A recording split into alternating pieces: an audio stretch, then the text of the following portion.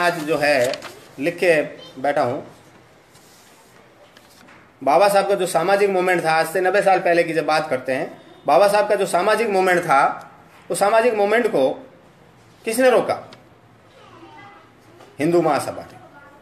बाबा साहब का जो आर्थिक आजादी का मूवमेंट था, उस मूवमेंट को रोकने का जो है किसने काम किया? कम्युनिस्ट विचारधारा के लोगों ने। समता सैनिक दल को रोकने का काम किसने किया? आरएसएस ने। राजनीतिक मूवमेंट को रोकने का काम किसने किया? कांग्रेस ने। और ये जितने भी संगठन बने, चाहे आरएसएस ले लीजिए, चाहे हिंदू महासभा ले लीजिए, सारे कांग्रेस ने बनाए। कौन से? क्या बात कर रहे हैं हम लोग? कहां जा रहे हैं हम लोग? हम एक साइड में जय भीम बोलते हैं, जय भीम जय भीम जय भीम, बाबा तेरा मिशन अधूरा, हम सब मिलकर करेंगे पूरा। कौन सा मिशन पूरा करोगे तुम? बाबा साहब को खून के आंसू रुलाने वाली पार्टी कांग्रेस का तुम लोग साथ दे रहे हो और एक तरफ चिल्लाते हो बाबा तेरा मिशन अधूरा, हम सब करेंगे मिलके पूरा। क्या मिलके पूरा करोगे? तुम लोग बाबा साहब के मिशन को पीछे धकेलने का काम कर रहे हो। कौन सा मिशन पूरा करोगे? बाबा तेरा मिशन अधूरा, हम सब मिलके करेंगे पूरा। अरे कौन सा मिशन पूरा करोगे? आपको पता ही नहीं है कि बाबा साहब का मिशन कौन सा है। लेकिन हमारे लोग इस चीज को समझ नहीं पा रहे। बाबा साहब ने जब फर्स्ट इंडिया एक्ट के अंदर जब बात रखी तो विरोध किसने किया? कांग्रेस ने। कांग्रेस ने विरोध किया। साइमन कमीशन जब इंडिया आया, वो भारत के जो बैकवर्ड जो क्लास थी, जो आर्थिक रूप से जो जिनके पास हक और अधिकार नहीं थे, उनके बारे में एक रिपोर्ट तैयार करने के लिए साइमन कमीशन इंडिया आया। विरोध किसने किया? कांग्रेस और गांधी ने। कांग्रेस और गांधी नहीं चाहती कि इस देश में जो हजारों सालों से पिछड़ा समाज जो है उसको हक और अधिकार मिले, और बाबा साहब अम्बेडकर ने उनका स्वागत किया। बाबा साहब अम्बेडकर ने उनका स्वागत किया और कांग्रेस ने साइमन कमीशन का विरोध किया। कम्युनल अवार्ड, जो पूना पैक्ट की जो बात आती, कम्युनल अवार्ड जब बाबा साहब लेके आए, उसका विरोध किसने किया? कांग्रेस और गांधी ने। गांधी ने और कांग्रेस ने यहां तक कह दिया कि यदि ये देश आजाद होता है, ये देश आजाद होता है और उसमें इस देश के अछूतों को अधिकार मिलते हैं, तो ऐसी आजादी हमें नहीं चाहिए। ये कांग्रेस ने बोला और गांधी ने बोला, और हमारे लोग आज कांग्रेस और गांधी को सपोर्ट कर रहे हैं। गांधी के हरिजन बने हुए हैं। गांधी के हरिजन, बाबा साहब के मिशनरी तो नहीं बने, गांधी के हरिजन बन गए। उसके बाद में पूना पैक्ट हुआ। क्या था? कम्युनल अवार्ड को रोकने के लिए कांग्रेस और गांधी एक हुआ और पूना पैक्ट हुआ। नुकसान किसको हुआ? हम लोगों को। उसके बाद में संविधान सभा में जब बाबा साहब जाने वाले थे तो कांग्रेस के लोगों ने कहा कि डॉक्टर भीमराव अंबेडकर, तेरे संविधान सभा में आने के सारे रास्ते, सारे दरवाजे और खिड़कियां बंद है। याद है या भूल गए? संविधान सभा में बाबा साहब को जाना था तो कांग्रेस ने कहा कि बाबा साहब डॉक्टर भीमराव अंबेडकर, आपके संविधान सभा में आने के दरवाजे और खिड़कियां हमने बंद कर दी, अब कैसे आएंगे आप? हम आपको देखते हैं। बाबा साहब के साथ काम करने वालों को कांग्रेस के लोगों ने खरीदा, बाबा साहब के सामने चुनाव लड़ाया उनको और बाबा साहब को हरवाया। तब पश्चिम बंगाल की जयसुर खुलना सीट से जोगेंद्रनाथ जो मंडल थे, वो सीट बाबा साहब के लिए उन्होंने खाली की और बाबा साहब को वहां से चुनाव जिताया। तो कांग्रेस के लोगों ने बोला कि वहां तो उस सीट को तो हम पाकिस्तान में देते हैं। क्यों भाई? क्योंकि वहां डॉक्टर अम्बेडकर जीत गए। लेकिन कुछ कांग्रेसी बोलते हैं कि बाबा साहब को संविधान सभा में कांग्रेस लेके आई। अरे इतिहास को पढ़ो, कांग्रेस कहां से लेके आई? बाबा साहब के संविधान सभा में जाने के लिए जोगेंद्रनाथ मंडल ने अपनी सीट खाली की। उसके बाद में बोला कि इस सीट को हम पाकिस्तान में दे देते हैं, आप जाओ पाकिस्तान का संविधान बनाओ। लेकिन ऐसी बात नहीं है साथियों। जब साइमन कमीशन इंडिया आया तो साइमन कमीशन के जो मुख्य सदस्य थे क्लाइमेट एटली, जब हमारे देश में संविधान सभा के चुनाव होने वाले थे, उस समय वही साइमन कमीशन वाले क्लाइमेट एटली जो थे वो ब्रिटिश में प्रधानमंत्री थे। बाबा साहब अम्बेडकर जाके उनसे मिले और बाबा साहब ने अपनी बात को मजबूती के साथ उनके सामने रखा कि देखो मुझे संविधान सभा में आने के लिए रोकने के लिए कितना प्रयास कर रहे हैं। फिर उनके दबाव के बाद जो है बाबा साहब के लिए सीट खाली की गई और बाबा साहब को जो है संविधान सभा में लिया गया और बाबा साहब ने हमारे लिए संविधान बनाया। आज हमारे लोग कहते हैं लोकतंत्र को बचाना है, संविधान को बचाना है तो कांग्रेस को लाना है। संविधान को बचाना है, लोकतंत्र को बचाना है तो कांग्रेस को लाना है। अरे 60 साल कांग्रेस थी, 60 साल कांग्रेस थी, हमारा संविधान बचा, हमारा लोकतंत्र बचा? नहीं बचा। संविधान में सबसे ज्यादा संशोधन किसने किए? किसने किए? कांग्रेस ने। क्यों नहीं समझ पा रहे? हमें अब यदि बाबा साहब के हम सच्चे सिपाही हैं, सच्चे अनुयायी हैं, जाने वाले जाते रहेंगे। बाबा साहब के समय लोगों ने धोखा दिया, कांशीराम साहब के समय लोगों ने धोखा दिया, ज्योतिराव फुले के समय लोगों ने धोखा दिया मूवमेंट को।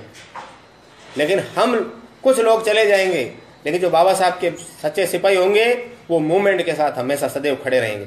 कुछ लोग अपना स्वाभिमान बेच देते हैं, बेच दिया कुछ लोगों ने अपना स्वाभिमान, लेकिन हमें मजबूती से लड़ना है। क्या कोई एक आदमी के जाने के बाद में हम उसके पीछे जाएंगे? हमारे वोट उसके पीछे जाएंगे?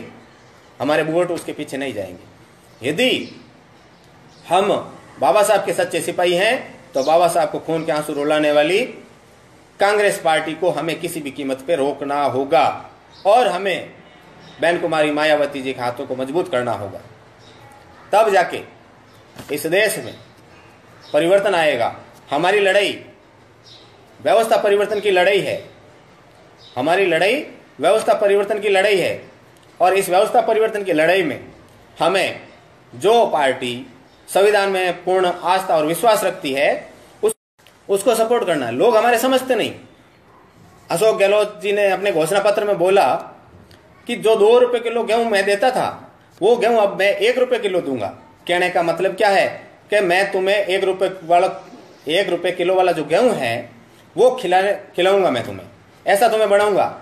अरे साथियों, कांशीराम साहब कहते थे, बहन कुमारी मायावती जी कहते हैं कि मैं मेरे समाज को 2 रुपए किलो वाला गेहूं या 1 रुपए किलो वाला गेहूं नहीं खिलाऊंगी। मैं मेरे समाज को, जो गरीब समाज है, जो सर्वजन, चाहे वो किसी भी जाति किसी भी धर्म से हैं, जो गरीब हैं, जो पिछड़ा है, मैं उस समाज को इतना मजबूत बना दूंगी कि वो 40 रुपए किलो वाला गेहूं खरीद के खा सके। ये बहन कुमारी मायावती जी के वर्ड हैं। लेकिन अशोक जी कहते हैं, क्या कहते हैं अशोक जी?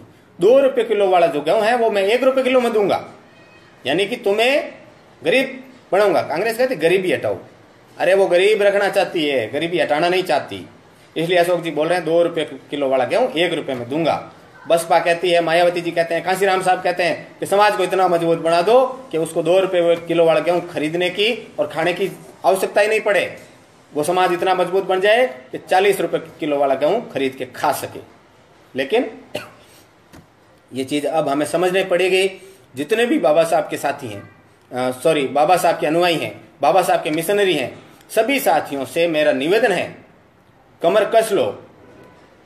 आज जो ये मनवादी पार्टियां हैं, आज क्या करेगी आप सबको पता है, बताने की जरूरत नहीं।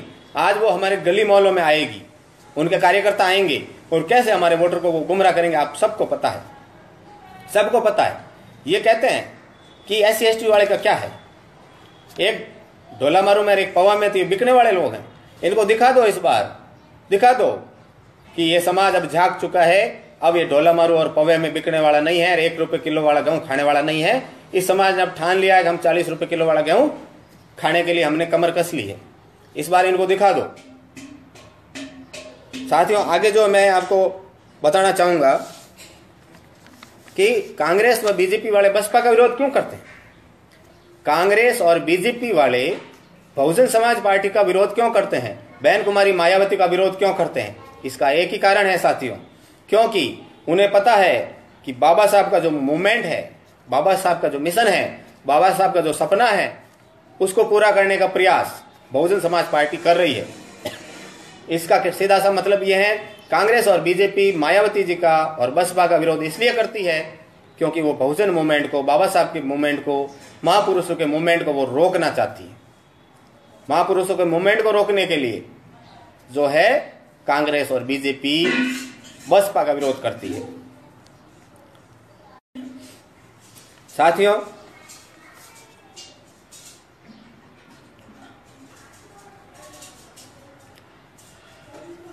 बाबा साहब भीमराव अंबेडकर, कुछ जो कम्युनिस्ट हैं, कम्युनिस्ट के झंडे भी मैं काफ़ी समय से देख रहा हूँ, कम्युनिस्ट पार्टी को मैंने काफ़ी समय से देखा, लेकिन पिछले 4-5 सालों से उनके साथ लाल सलाम के साथ जय भीम जुड़ गया। पहले लाल सलाम के साथ जय भीम नहीं था। अब उनको भी पता चल गया, कम्युनिस्टों को भी, कि बाबा साहब के अलावा बात बढ़ने वाली नहीं है, इसलिए बाबा साहब को साथ में लेना पड़ेगा। कांग्रेस वालों को पता है कि बाबा साहब के बगैर वोट देंगे नहीं, तो इसलिए अब साथ में जय भीम को साथ में लिया, इन्होंने फोटो लगा दिया। कल मैं नागुर गेट की तरफ जा रहा था तो देखा था कांग्रेस का कोई एक रथ आ रहा था जिसमें मुख्यमंत्री जी का फोटो, उम्मीदवार का फोटो, साइड में बाबा साहब का फोटो लगा हुआ, वो घूम रहा था। क्यों? वो उनको पता है कि जय भीम के अलावा अब हमें वोट नहीं मिलने वाला। लेकिन साथियों, मैं आपसे आग्रह करता हूं, अपील करता हूं कि अब इनके झांसे में हमें नहीं आना है। अब इनके झांसे में हमें बिल्कुल नहीं आना है। यदि हम बाबा साहब अम्बेडकर के सच्चे सिपाही हैं, बाबा साहब के सच्चे सिपाही हैं। एक साथी ने कमेंट किया कि आप बीजेपी का सहयोग कर रहे हैं। तो साथी, हम बीजेपी का सहयोग नहीं कर रहे हैं, हम अपना वजूद मजबूत कर रहे हैं। हम अपना वजूद मजबूत कर रहे हैं। बीजेपी का सहयोग कांग्रेस ने किया। पिछले 5 सालों से बीजेपी का राज है, विपक्ष में कांग्रेस बैठी है। साथी सुनना, बीजेपी का राज है, कांग्रेस विपक्ष में बैठी है। क्या कांग्रेस ने अपने विपक्ष की भूमिका अदा की? नहीं। कांग्रेस पिछले 5 सालों से चुपचाप संसद में बैठी रही, देखती रही। उसने अपने विपक्ष की भूमिका कभी अदा नहीं की। रोहित वेमुला जो कांड हुआ, कांग्रेस उसमें बोली? नहीं बोली। कौन बोला? मायावती बोली, कांग्रेस नहीं बोली। दूसरा, सहारनपुर कांड हुआ, कांग्रेस बोली? नहीं बोली। कौन बोला? मायावती। तो जो ये बोल रहे हैं ना कि आप बीजेपी का सहयोग कर रहे हैं, हम बीजेपी का सहयोग नहीं कर रहे। बीजेपी सत्ता में थी, विपक्ष में कांग्रेस बैठी। कांग्रेस कभी इन मुद्दों पे बोली? ऊना कांड हुआ, ऊना कांड में कांग्रेस बोली? नहीं बोली। बहन कुमारी मायावती जी बोली। तो आप जो है उस कांग्रेस को मजबूत करना चाहते हैं। जिस साथी ने कमेंट किया उसका जवाब है मेरे। साथी का नाम है, साथी ने कमेंट किया है राम भरोसे जी। राम भरोसे जी ने कमेंट किया है। राम भरोसे जी, हम बीजेपी का सहयोग नहीं कर रहे हैं, हम हमारी पार्टी को मजबूत करने की बात कर रहे हैं। कांग्रेस और बीजेपी अलग अलग नहीं है, एक ही है, एक ही है, अलग नहीं है। अलग होती तो कांग्रेस 5 साल से विपक्ष में बैठी है और वे जो जितने भी मुद्दे हैं उस मुद्दों को उठाती कांग्रेस। लेकिन कांग्रेस ने कोई मुद्दा नहीं उठाया, कोई मुद्दा नहीं उठाया। संविधान जलाया गया, क्या कांग्रेस वाले, संविधान की जब प्रतियां जलाई गई तो क्या कांग्रेस वालों ने जो है विरोध किया संसद में? शायद नहीं किया। तो राम भरोसे जी, शायद आपको जो है आपके सवाल का जो है जवाब मिल गया होगा।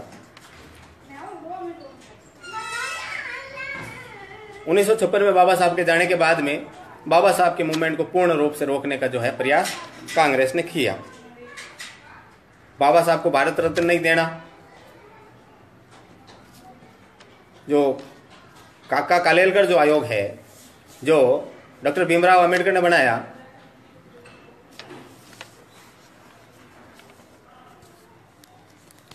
राम भरोसे जी 6 एमएलए जीते हैं। 60 जीता के दिखा दो, राजस्थान में बीएसपी के 60 जीता के दिखा दो, फिर देखते हैं कि कांग्रेस किसके दम पे राज करती है या आपका खुद का राज आता है। राजनीति का शिकार मत बनो, राजनीति करना सीखो। पुराने समय में बोलते थे ना कि जब राक्षस जो है तपस्या करते थे तो देवताओं के सिंहासन हिलते थे। आपको पता है कि देवता किसको कहा गया, राक्षस किसको कहा गया? राक्षस इस देश का मूल निवासी, देवता यानी आर्य, विदेशी आर्य जो विदेशों से यहाँ भारत में आए, विदेशों से भारत में आए, उनको देवता कहा गया और इस देश के मूल निवासी को राक्षस कहा गया। कहते थे कि राक्षस जब तपस्या करते थे तो देवताओं के सिंहासन हिलते थे। तपस्या कोई दूसरी चीज नहीं थी, तपस्या का मतलब था संघर्ष करना, यानी कि वो संघर्ष करते थे, अपने हक और अधिकारों की बात करते थे तो राजा का सिंहासन हिलता था। तो राजा का सिंहासन हिलाना सीख जाओ। जिस दिन आपने कांग्रेस का सिंहासन हिला दिया, कांग्रेस को एक बार धरातल पे लाके पटक दिया तो आपकी बात मानी जाएगी, आपका संघर्ष कामयाब होगा। 5 साल आप संघर्ष करते हो, फिर कांग्रेस की झोली में जाके बैठ जाते हो, इसलिए तो आपकी बात नहीं मानी जाती। 2 अप्रैल को इतना बड़ा आंदोलन, इतने लोग सड़कों पे आए, क्या कांग्रेस ने मुकदमे वापस लिए? नहीं लिए। तो साथियों, मेरा विनम्र अनुरोध, विनम्र अपील, बहन कुमारी मायावती जी के हाथ मजबूत करो। गोसाई जी लखानी 5 लाख साहब ने पूछा है, सर मैं ये कह रहा हूं, आपका जो सवाल है उस सवाल में मैं जवाब देना चाहूंगा कि बाबा साहब के साथ में जो काम करते थे कजलोलकर, काफी समय वो बाबा साहब के साथ में काम किया और पर्सनल असिस्टेंट की भूमिका समझ लीजिए आप उनकी थी बाबा साहब के साथ में, और बाबा साहब के साथ में उन्होंने लगभग 25 साल काम किया। उसके बावजूद भी कजरोलकर को कांग्रेस ने खरीदा और बाबा साहब के सामने कजरोलकर को चुनाव लड़ाया और उस चुनाव में बाबा साहब डॉक्टर भीमराव अंबेडकर हार गए और कजरोलकर जीत गया। बाबा साहब के साथ 25 साल काम किया कजरोलकर ने, और वही कजरोलकर बाबा साहब के सामने चुनाव में खड़ा हुआ। कांग्रेस ने उसको खरीदा और बाबा साहब के सामने उसको खड़ा किया और उस चुनाव में बाबा साहब डॉक्टर भीमराव अंबेडकर हार गए, कजरोलकर जीत गया। तो ऐसे कजरोलकर पैदा होते रहेंगे। तो कई कजरोलकर आएंगे, कई कजरोलकर पैदा होते रहेंगे। पूना पैक्ट की खरपतवार पैदा होती रहेगी। इसलिए अब हमें बहन कुमारी मायावती जी के हाथ मजबूत करने हैं। इसी के साथ जय भीम, जय भारत।